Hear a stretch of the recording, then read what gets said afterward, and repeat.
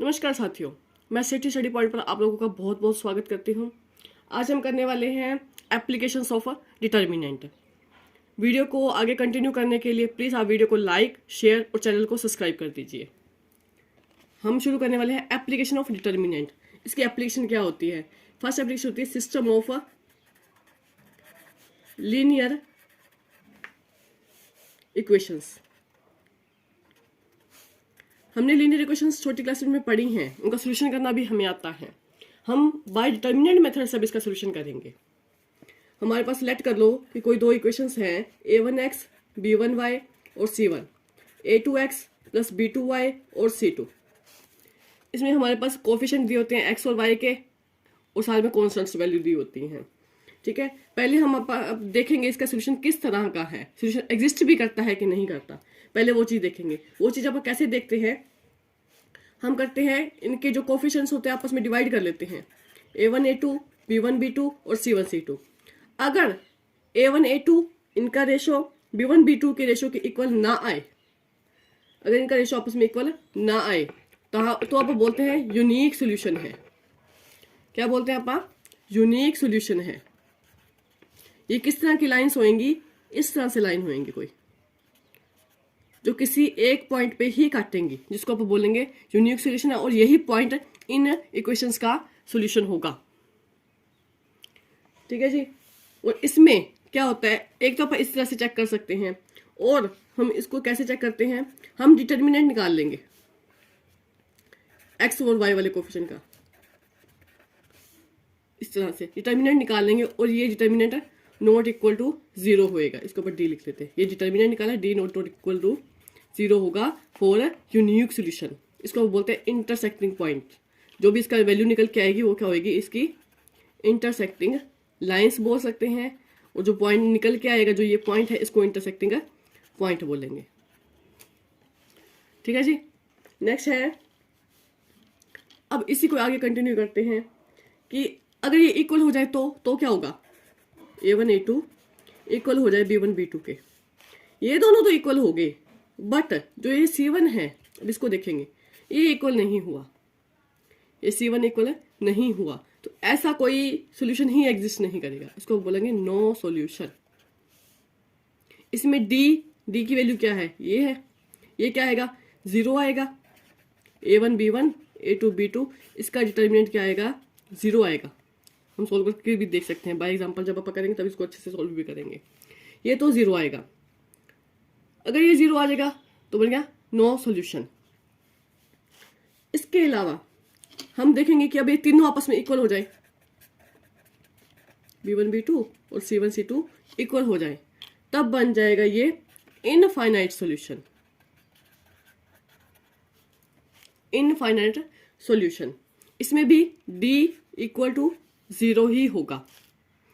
d हमारा क्या होता है? a1 a2 b1 b2 इनका डिटर्मिनेंट होता है। अब आगे मैं बताती हूँ d1। d1 क्या होता है? d1 हम x की वैल्यू निकाल रहे हैं, मान के चलो हम x की वैल्यू निकाल रहे हैं, तो x वाले को छिपा लो, बाकी क्या रह गया? b1 c1 b2 c2। ये हमारा होगा b1 b2 c1 c2, इसका डिटर्मिनेंट। और d2 क्या होगा? अब y की वैल्यू निकाल लो, बाकी छुपा लेंगे, तो a1 a2 c1 c2 इनका डिटर्मिनेंट, d1 और d2 का डिटर्मिनेंट। जब तो होगा नो, जब तो है यूनिक सोल्यूशन, तब तो हमें सिर्फ d चेक करना है। अगर d नॉन जीरो है तो हमें d1 d2 को चेक करने की कोई जरूरत नहीं है। और अगर d 0 आ गया, क्योंकि इन दोनों कंडीशन में d 0 होता है, तो हमें कैसे पता चलेगा कि नो सोल्यूशन है कि इनफाइनाइट सोल्यूशन है? इसके लिए हमें d1 d2 भी चेक करने पड़ेंगे। अगर तो d1 d2 not equal to 0 आ जाए, sorry, d1 d2 not equal to 0 आ जाए, तब हम बोलेंगे नो सॉल्यूशन होगा। अगर d1 d2 भी इक्वल टू 0 आ जाए, d तो 0 था ही था और d1 d2 भी 0 आ गया, तब आप बोलेंगे इसके इनफाइनाइट सॉल्यूशन होंगे। ठीक है, इसको आप एक अच्छा सा वो बनाते हैं, इसका ट्री बनाते हैं, उससे आपको अच्छे से समझ आएगा।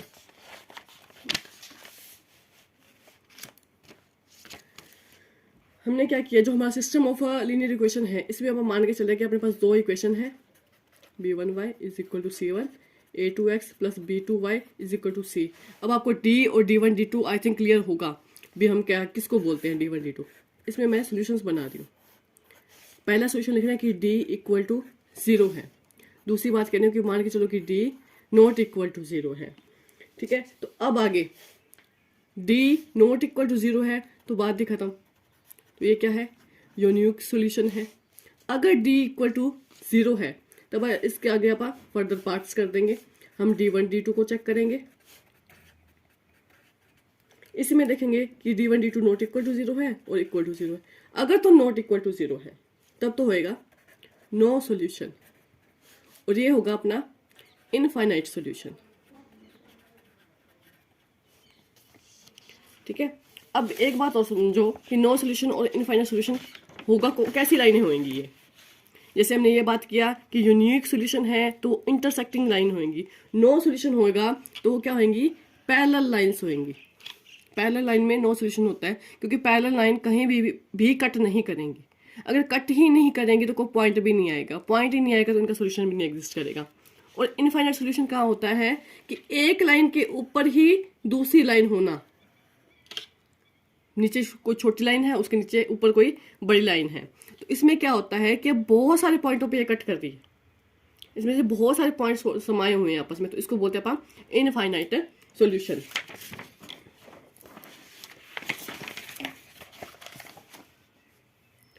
ठीक है जी, अब इसके आगे है हम कुछ वर्ड्स पढ़ते हैं, कंसिस्ट, इनकंसिस्ट। अब वो देखते हैं वो क्या होता है। जब तो सॉल्यूशन एग्जिस्ट कर जाए, चाहे वो यूनिक हो चाहे वो इनफाइनाइट हो, सॉल्यूशन एग्जिस्ट कर जाए चाहे जैसा मर्जी हो, चाहे एक हो चाहे इनफाइनाइट हो, तब हम बोलते हैं उसको कंसिस्ट,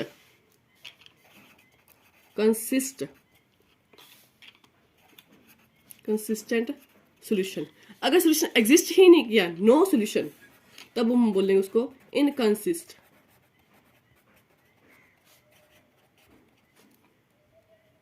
ठीक है जी, नेक्स्ट है, ये था हमारा 2 इक्वेशंस के लिए। ऐसे 3 इक्वेशंस के लिए भी होगा, d1 d2 d3 हम निकाल सकते हैं, उसमें भी यही कंडीशन होंगी। वैसे अपन लिख लेते हैं थोड़ा सा। मान के चलो कि हमारे पास 3 इक्वेशंस हैं, a2x plus b2y plus c2 a3x plus, sorry इसमें 3 वेरिएबल्स होंगे। इसमें c1 z होएगा और यहाँ पे होएगा d1, c2 z होएगा और यहाँ पे होएगा d2, यहाँ पे होएगा c3 z equal to d3।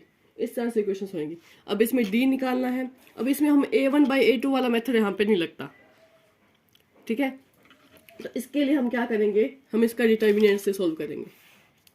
हम इसका a1 a2 a3 b1 b2 b3 c1 c2 c3, d में वेरिएबल्स के कोफिशिएंट आते हैं हमेशा ही। ठीक है, तो x y z तीनों के कोफिशिएंट आ गए। अगर हमने को d1 निकालना है तो d1 में क्या होगा, x के छुपा लेंगे हम, y के ले लेंगे, b b2 b3 c1 c2 c3 d1 d2 d3। ये ध्यान रखना है, एक साइक्लिक ऑर्डर में रखना, अदरवाइज वो साइन का चक्कर आ जाएगा। हमने डिटर्मिनेंट की प्रॉपर्टी पढ़ी थी, वहाँ पे साइन का चक्कर आ जाएगा अगर एक भी रो कॉलम इधर उधर होगी तो इसलिए by as a cyclic order ही लेके चलना है।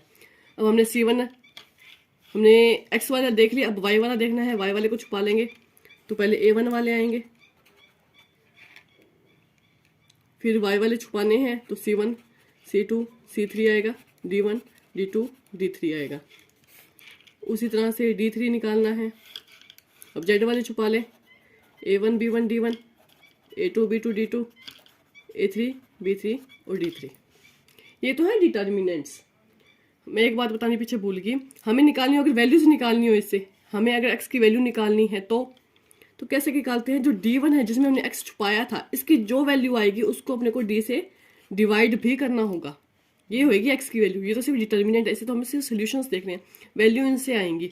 y निकालना है तो d2/d, z d3/d। अगर तो d नॉट इक्वल टू 0 है तो ये डिवाइड पॉसिबल है, कोई ना कोई सोल्यूशन देगी। अगर d इक्वल टू 0 होगी, अगर इक्वल टू 0 होगी तो कभी भी हम 0 से डिवाइड नहीं कर सकते। अगर 0 से डिवाइड कर दे तो वो नॉट डिफाइंड टर्म हो जाती है। तभी आप बोलते हैं अगर d 0 हो गया तो ये क्या बन जाएंगे, या तो इनफाइनाइट सोल्यूशन बन जाएंगे या नो सोल्यूशन बन जाएंगे। अब नो सोल्यूशन किस केस में बनते हैं, जब ऊपर तो नॉन जीरो टर्म है कि d1 d2 not equal to zero है, नॉन जीरो टर्म है, नीचे जीरो वाली टर्म है, तो ये बन जाएगा इनफाइनाइट। ठीक है, मैं लिख के बताती हूँ, आपको अच्छे से एक्सप्लेन होगा। जैसे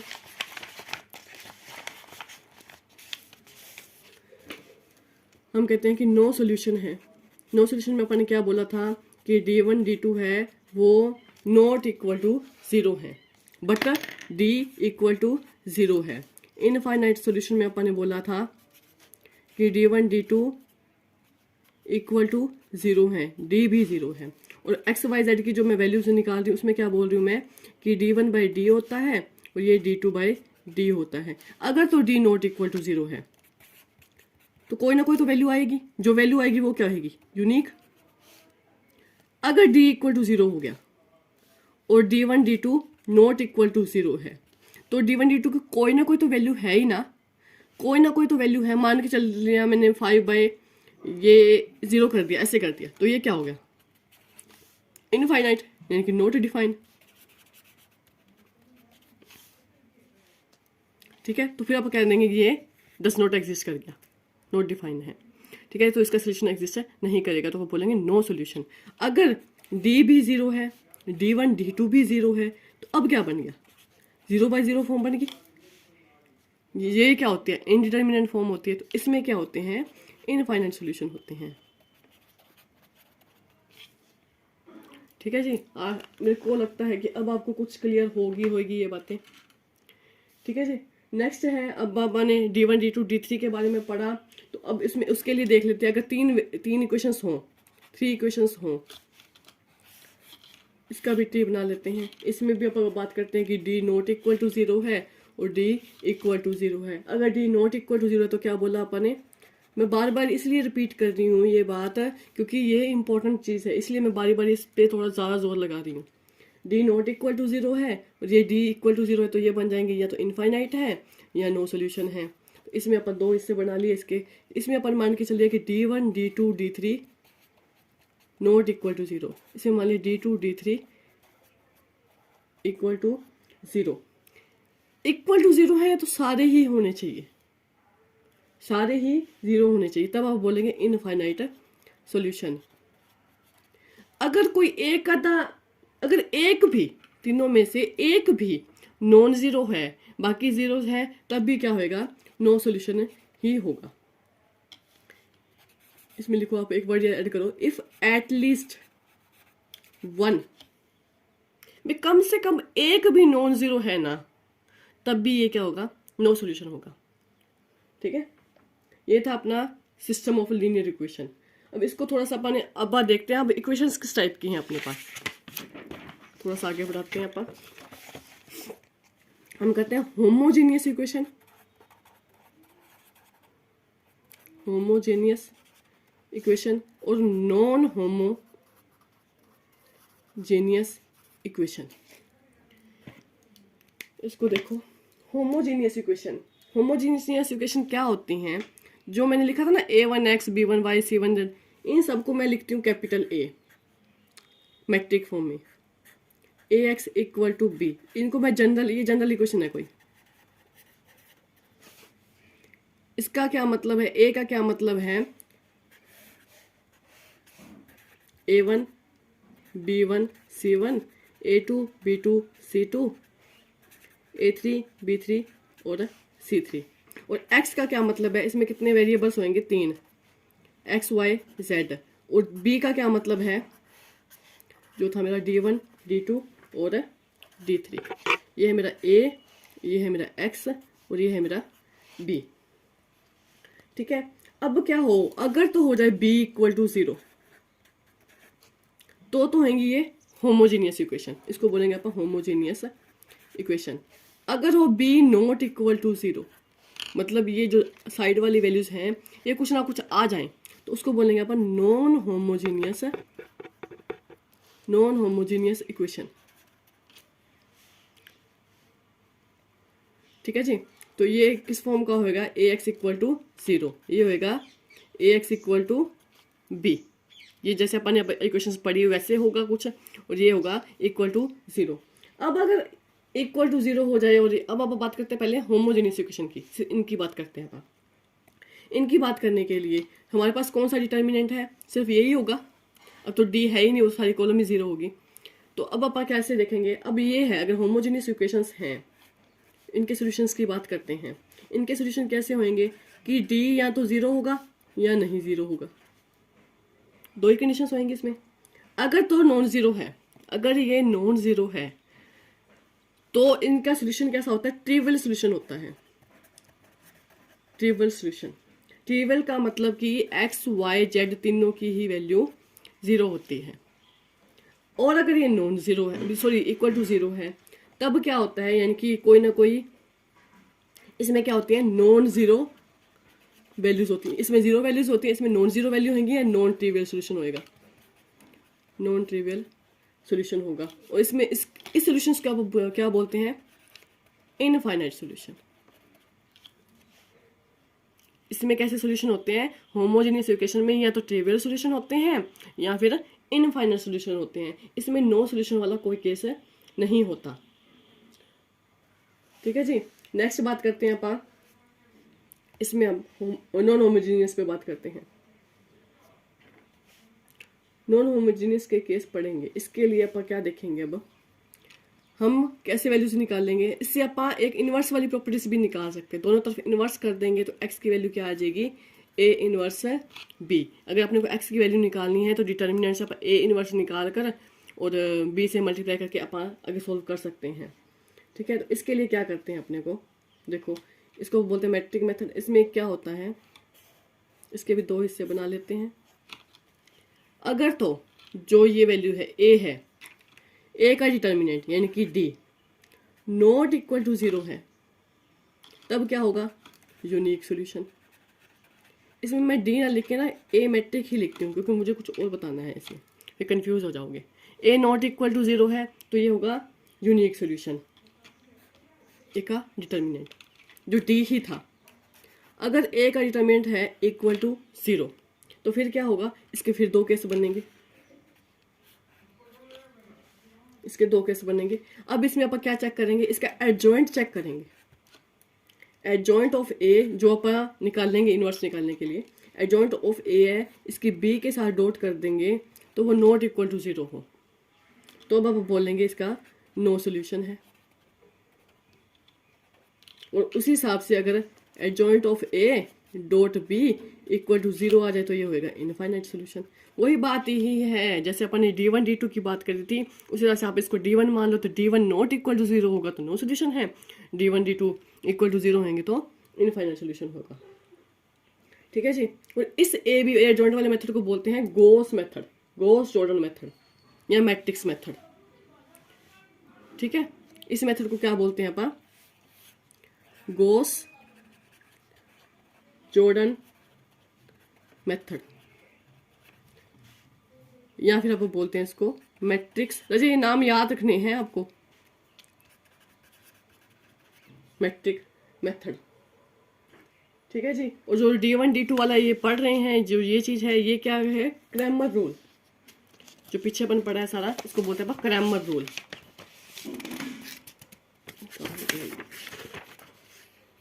जो ये D1 D2 वाला पढ़ा था, ये था मेरा क्रैमर रूल। ठीक है जी, ये था अपना इक्वेशन, सिस्टम ऑफ इक्वेशन। आज के लिए हम इतना ही पढ़ते हैं। अगर आपको वीडियो पसंद आई हो तो प्लीज़ लाइक, शेयर और चैनल को सब्सक्राइब करें। Thank you. अगर आपको कोई भी डाउट होता है तो प्लीज़ आप कमेंट कीजिए। Thank you.